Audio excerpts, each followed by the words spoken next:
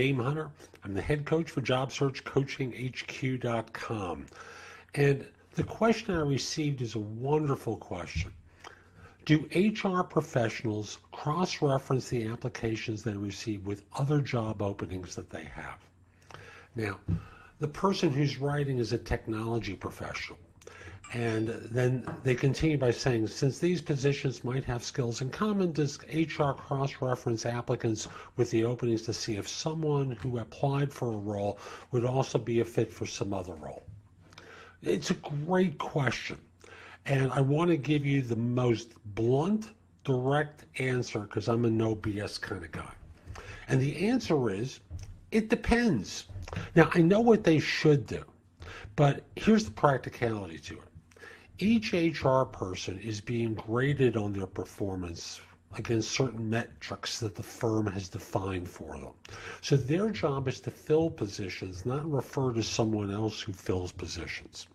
So it depends on how the system is set up. It depends on which job and which person you applied to for this. So I always go back to my first point about contacting a firm, and that is never ever apply for a job through an applicant tracking system, because that just puts you into the dreaded black hole. That is, your resume is dependent upon whether the data dictionary, whether the definition of terms set up in the applicant tracking system and your resume match up. Assuming that they do, and you actually get to a human being, the next thing is, will that person actually think of a colleague or focus on their own job first? Answer is they're going to focus on their own job, qualify you for that, and then maybe refer you to that other person in their HR organization for consideration, because they get no points for it. The other person does. So they go sequentially rather than, concurrently. After all, they don't want to have 2 or 3 managers competing over one person. That doesn't, that makes it harder for the firm. So it's a sequential scenario that occurs to start off with. From there, it's always going to be hit or miss depending upon your performance at the first interview. So let's assume you do well on the first interview.